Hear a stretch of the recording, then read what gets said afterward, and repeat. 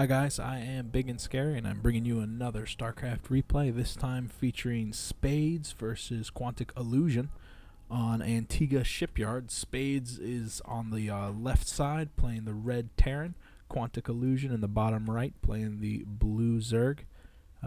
Both of these are professional StarCraft 2 players. Quantic Illusion very well known, very proficient, and just it has a difficult time in tournaments, but he's got a very comfortable time in 1v1s, especially on the ladder and whatnot. Spades, less well known. I know he went overseas to train in Korea, I think in 2011, maybe just 2010. Besides that, I don't really know as much about him as I do Illusion. But you know what? Who cares? Who cares? We're here to watch them play a game, and the map they're going to be playing on is Antigua Shipyard, which features a medium-sized ramp leading down to the natural, which is pretty easy to take, especially off in its protected little burrow with a larger ramp leading down to the common ground. Pretty much right next to that ramp takes you up to the third, which is significantly more exposed because of the destructible rocks, which pop you out right next to your opponent's main. One of the possible mains. There's 4 possible spawning points, and as luck would have it, we've got the 2 closer ones.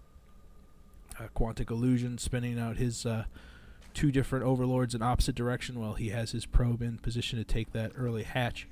Hatch does go down while Spades is building his first bunker and grabbing that early gas, so we're going to see a little bit of tech come out of Spades.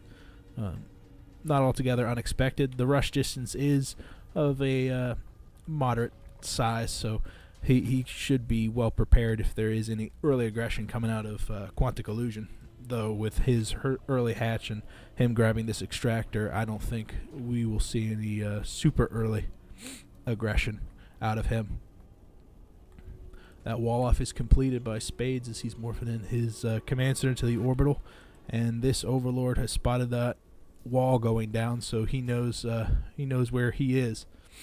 However, Spades hasn't quite picked up on the overlord, so he's still scouting out, and he's, as luck would have it, is going to find where Quantic Illusion is the last possible moment. Spawning pool and hatchery are both going to finish at approximately the exact same time, which is really nice for Quantic Illusion, especially if he can get enough money to have both of his queens built at the same time. That way, both queens, Lara and Jex, are at the same time. It's very easy to macro with that. It makes the job significantly easier.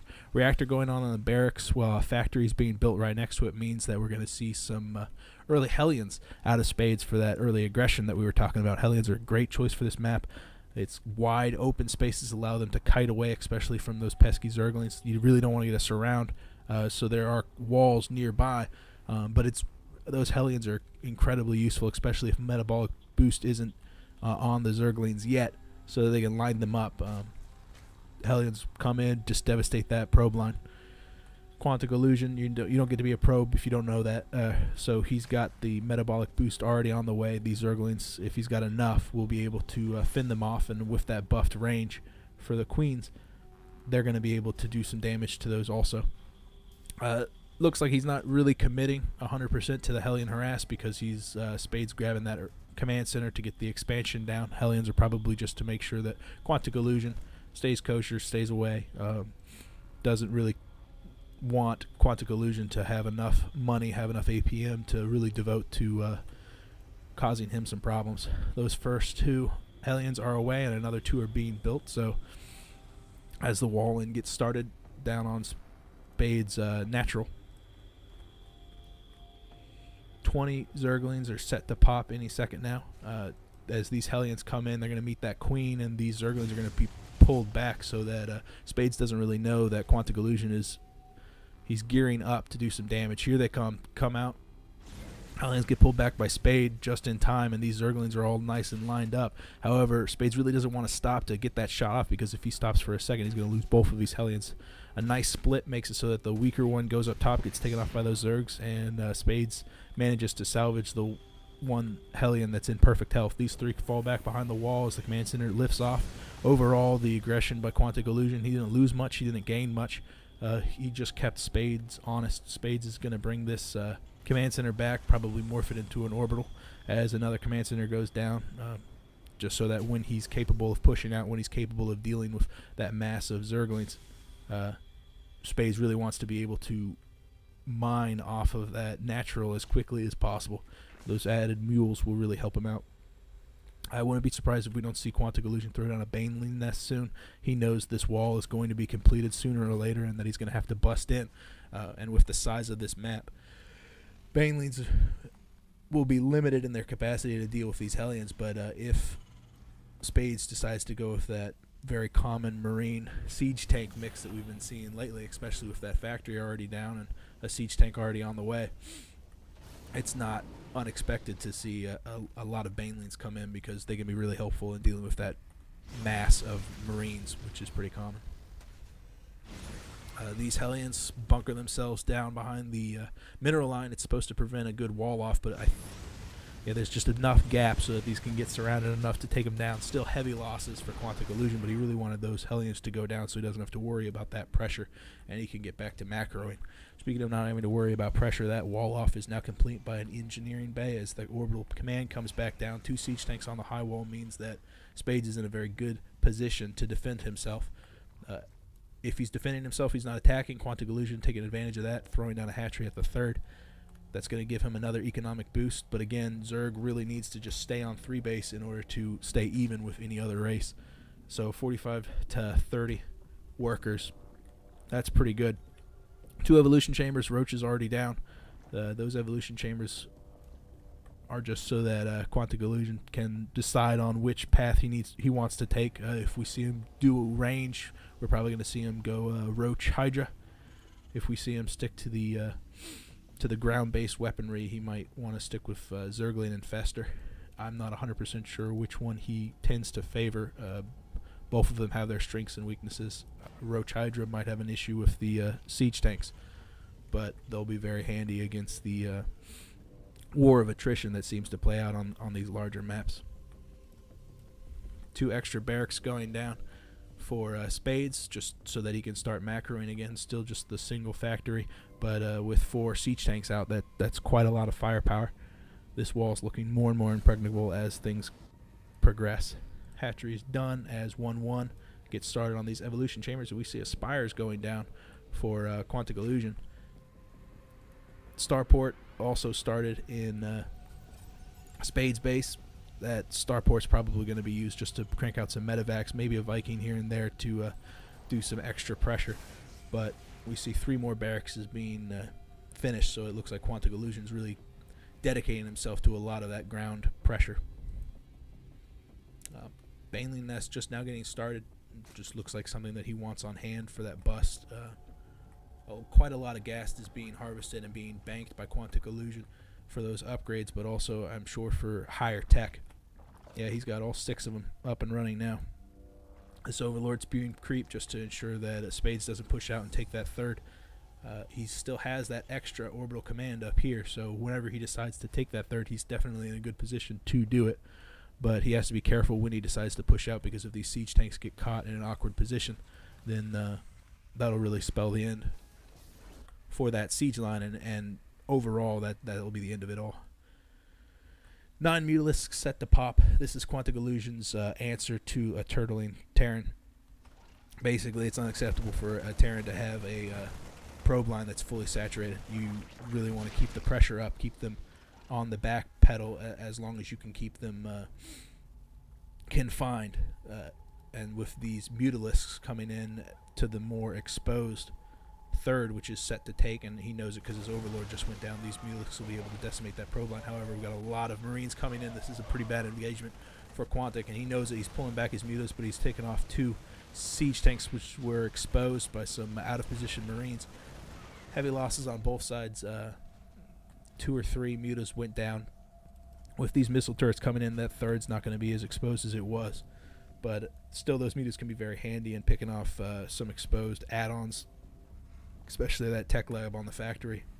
And it looks like only 1 missile turret's in range of this probe line, so that's a good place for some more aggression to go under. Reactor on the starport just for those medevacs or maybe in the Vikings. 2-2 started. 1-1 set to finish for Spades. as the air attack is also going down. He's coming in, taking advantage of exposed SCV, working on a missile turret. Doesn't want that to go down. Doesn't want to get limited on exactly where he can form his aggression. 5 more mutas set to go as the 4th goes down for Quantic Illusion. Yeah, mutas are great for this size of a map. You just got to be careful with the just the large amount of Marines. You have to be very careful of when you choose to attack, if you choose to attack, and you have to be aware that a single bad engagement with these Marines can just kill all of your mutas. And just like that, Quantic Illusion's down to 3. But with those 9 that just came out, he's still got a hefty sized group of them. Taking down these destructible rocks. He's got a lot of Zerglings here. Probably going to morph some of them into some Banelings. Yep, there we go. They're going to sweep in here. I wouldn't be surprised if we saw a split down the low to the high ground, so that the Marines come up to the high ground, get distracted by these mutas, and the Zerglings will come down and deal some damage to the siege tank line, because that's really what you want to do. You don't want to waste your Zerglings on the Marines. You want to get to those siege tanks who are really dealing out the damage, the splash damage on them. You don't see a lot of roaches here. Speed is the key right here. That Zergling muta can be a very effective harassment and a very effective destructive tool. Successful drop in the back. I'm not 100% sure what they managed to kill back here. Thank goodness it wasn't the Spire. Those Zerglings clean it up. Not a lot of loss of the drones, but it was a pretty successful drop.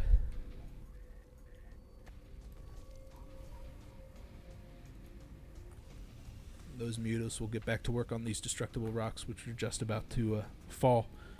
With those Banelings and mutas in position, we're going to see a very, very large attack any second now. Quantic Illusion almost max supply. Spades at 150.